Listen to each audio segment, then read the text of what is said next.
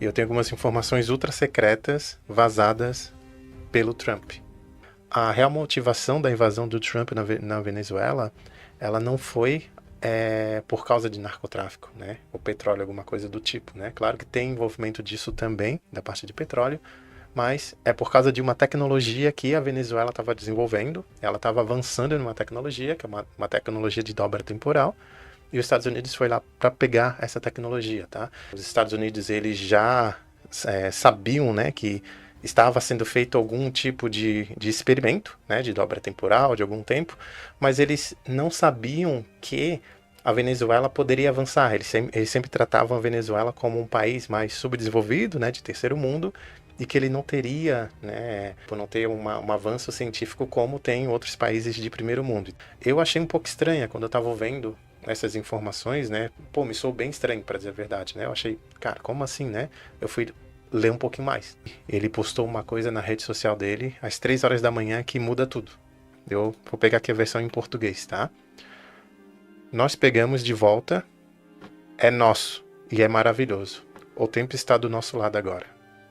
Então essa mensagem que ele colocou foi uma mensagem que ficou um pouco estranha e depois de alguns minutos ele já apagou. Os Estados Unidos, a gente sabe que prendeu Maduro, né? Então a gente tem lá a versão que a gente conhece, né? Teve a invasão na Venezuela, teve a prisão do Maduro, então isso daí não é novidade para ninguém, tá?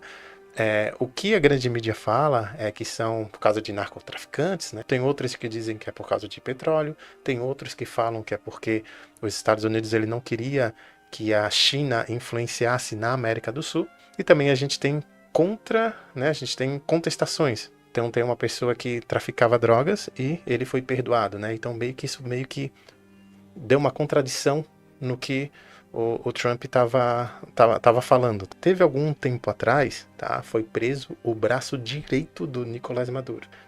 Um tempo depois, ele foi solto, né? A grande mídia divulgou como troca de prisioneiros. Ele foi solto porque ele revelou coordenadas para a agência, né? Para a agência de inteligência dos Estados Unidos, coordenadas de experimentos de manipulação do tempo, mostrou qual que era o bunker, o que estava acontecendo, e eu vou falar um pouquinho para vocês o que aconteceu, né, na Venezuela para que tenha essa invasão, né? Então, assim, ó, basicamente, há alguns anos atrás na Venezuela tinha um avião, que esse avião ele decolou e ele sumiu. Às vezes acontece, né? Às vezes a gente também escuta a notícia, né? O avião ele foi decolar e, sei lá, no outro dia ele aparece despedaçado no mar, ou no outro dia aparece no meio do mato, né? Alguma coisa assim. Só que o detalhe é que esse avião que decolou e sumiu, ele não apareceu no ano seguinte, nem depois. E, tipo, ele sumiu totalmente, assim. É claro que na época teve várias notícias, né? Mas só que o fato curioso é que 37 anos depois, esse avião volta, né? Então a gente tem um avião que ele desapareceu e um avião que 37 anos depois voltou. Tá? E aí que fica estranho, porque quando ele volta como para a tripulação de dentro, como se não tivesse passado nenhum tempo. O mundo inteiro noticiou que o avião sumiu e depois o mundo inteiro noticiou que o avião voltou. Isso foi conhecido como o voo 914, tá? Então se vocês pesquisarem, se vocês forem olhar por aí, tá conhecido como o mistério do voo 914. A gente tem então uma foto do voo na decolagem dele, tá? Aqui os tripulantes indo, tá? E depois a gente tem também a parte do pouso deles, que são cercados de soldados, de militares venezuelanos. Eles são daí, no caso, isolados. Eu vou passar para vocês aqui, eu vou ler um relato que também é uma outra informação que também está vazada nesse arquivo do Trump, tá? Sobre como que foi a comunicação do piloto com a torre. O piloto fala: Torre, aqui é o comandante do 914. Estamos em aproximação final, mas preciso de uma confirmação visual. Onde estão os hangares da Pan Am? A pista parece diferente. Tem algum problema? E depois, o piloto ele fala de novo, né? Torre, o que são aquelas aeronaves prateadas no pátio? Elas parecem foguetes. O que são todas essas luzes? E aí depois, a torre. Voo 914. Você tem permissão para aterrissar na pista 4, mas atenção, não se aproxime da área de desembarque. Repito, não se aproxime do terminal.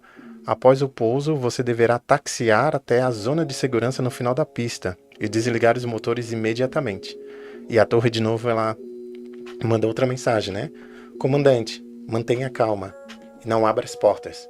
Por razões de segurança nacional, vocês não podem ter contato com o terminal.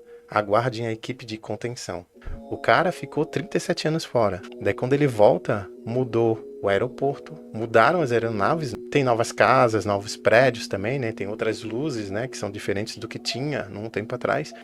E sobre ele, a torre, ele não deixar ele aterrissar na parte de desembarque, né? Porque ele fala ali, né? Não vai para a parte de desembarque, e falou para ele também não se aproximar do terminal. E eu acho que eu concordo com o cara da torre, né? Porque assim, ó, imagina, o cara tá vindo de um lugar, como não sabe de onde é, eu acho que não faz sentido realmente deixar se aproximar, entendeu? Vai que passa alguma, né, algum vírus ou alguma coisa que a gente não domina, que a gente não conhece ainda, para outras pessoas, e acaba virando daí uma pandemia de alguma coisa desconhecida. Quando o avião ele foi decolar, né, ele estava decolando, tinha uma mulher que ela tinha uma filha, essa daqui.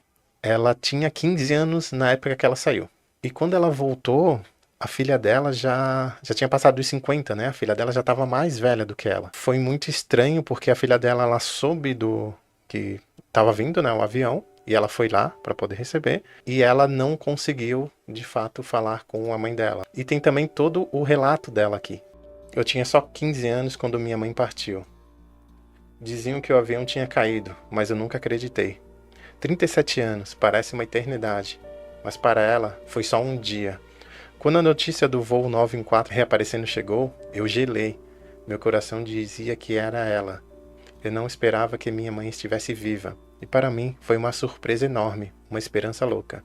Corri para o aeroporto, implorei e chorei, mas nunca me deixaram ver ela. Nem chegar perto do avião. Havia militares e cientistas. Eles nos mantinham longe, como se fôssemos uma ameaça. Pedi ajuda para vários advogados, jornalistas e até políticos, mas ninguém queria tocar no assunto. O governo da Venezuela não queria que a informação vazasse. As pessoas me chamavam de louca. Diziam que eu estava traumatizada. Eu só quero saber onde está ela. Mas por que o segredo? Por que não posso abraçá-la? Sobre o que aconteceu com essa menina, né? É triste porque ela não pode ver a mãe dela, é bem complicado. O que eu considero aqui é que eles deixarem ela isolada dela, eu acho que também faz sentido, tá? Porque, imagina, a mulher também tá vindo de um local que não sabe de onde é, entendeu? Ficou 37 anos fora, voltou igual e vai abraçar a filha, entendeu? O que será que vai acontecer? Então acho que deixar ela isolada, mas poderia ter algum tipo de coisa que deixasse elas conversarem, né? Então assim, ó, o que isso tem a ver com os Estados Unidos? Mas por que os Estados Unidos ele reivindica como deles, tá? E por que invadiu agora? Um dos motivos a gente sabe, né? Que foi a captura do Alex Saab, braço direito do Maduro, que revelou as coordenadas, né, e bunkers para ataque, né? De onde estavam os experimentos científicos. E tem uma outra coisa também, nos Estados Unidos, antes do sumiço desse avião da Venezuela, os Estados Unidos eles estavam fazendo um experimento, tá? Esse experimento, ele é um experimento chamado de Filadélfia. Nesse experimento, os Estados Unidos tinha um navio, e esse navio aqui, ele estava navegando, né, no mar que ele tem ali entre Miami, Bermudas e Porto Rico, ali onde forma um triângulo, né, conhecido como Triângulo das Bermudas. Então, o navio ele estava passando por essa parte e de repente esse navio ele sumiu. E quando ele sumiu, minutos depois ele apareceu de volta, no mesmo lugar. Tem um detalhe que, quando ele some, tem relatos de que ele aparece em outro lugar muito longe. Então, pessoas de um outro local muito longe falaram que viram um navio aparecer e viram um navio sumir. E depois ele voltou ali de novo. Quando esse navio volta, ele volta cheio dos problemas. Né? Ele volta cheio dos problemas que as pessoas que estão dentro, elas aparecem meio que grudadas, sabe, no navio. E fica uma coisa toda estranha, não só o corpo dela fundido com o navio, mas pessoas fundidas com pessoas também.